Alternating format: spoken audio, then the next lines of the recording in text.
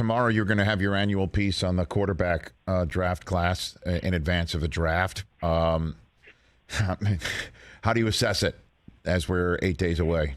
What do you got for me on that? I would say, I've talked to dozens of coaches and scouts and general managers over the past couple of weeks. Everybody basically prefaces their comments on this class with something along the lines of, if you need a quarterback, this is not the year to go get one.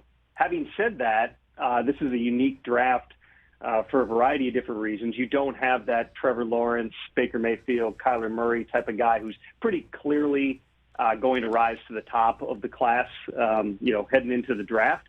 There's nobody really in discussion for, obviously the number one pick with Jacksonville, but nobody's looking to trade up for a quarterback right now to number one overall. But you still got 5 guys who all could, under different scenarios, get into the first round. I believe Malik Willis is going to go in the first round. He's just got the rarest traits and playmaking ability and a huge arm and running ability. He, like a couple of the other quarterbacks, Matt Corral and Sam Howell, just plays in an offense where it doesn't really require a lot of bandwidth. So there's going to be a learning curve, and everybody's trying to project that out. But Willis has impressed people. He's a likable guy in terms of meeting with him.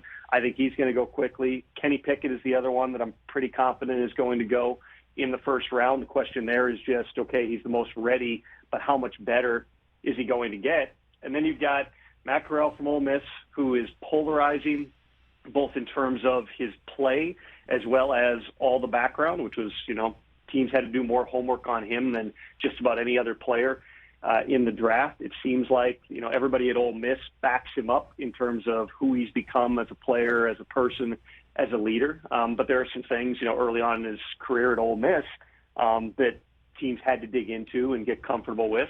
You got Sam Howell, who, he ran the ball like 183 times or something last year, ran for 1,000 yards.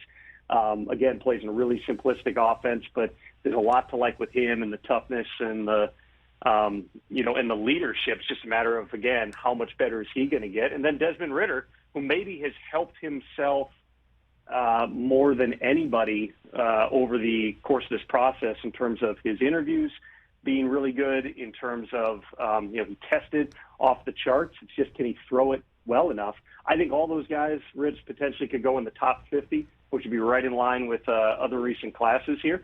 There's scenarios where they all could go in the first round, particularly because as you get into the back half of round one, there's some of those positions that commonly fill those spots, whether it's interior offensive line, defensive line, where there just aren't very many guys to take. And then, some teams are probably going to try to leapfrog the Lions at 32, maybe go get a quarterback, get the 50-year option on them. It's going to be fascinating. Everybody, in terms of GMs, as they're trying to project this and doing their mocks, everybody says this is going to be really unpredictable, and the quarterbacks are a big part of it. And then just a general sense of who's first overall right now, 8 days away. What do you think? The Jaguars have not shown their hand on that yet. Right. There certainly is something to when you're talking to everybody, Walker, and it's not as crazy as what people may have believed when they first began to hear that. He's really, really talented. I think he had like 9 sacks in his college career, which is not how you normally look at an edge guy who's going to go number one overall, but he is certainly in the conversation. I would anticipate Aiden Hutchinson from Michigan is in the conversation. Ike Ekwonu, I think, is probably going to be the first tackle off the board, so he'd be a factor there as well. I'm sure Jacksonville also would love to, potentially have somebody wanting to trade up to number one, but when you don't have that clear frontline top number one quarterback prospect, it's tough to get those calls. Hey, you watched all the way to the end. Thanks for that. Watch more right here.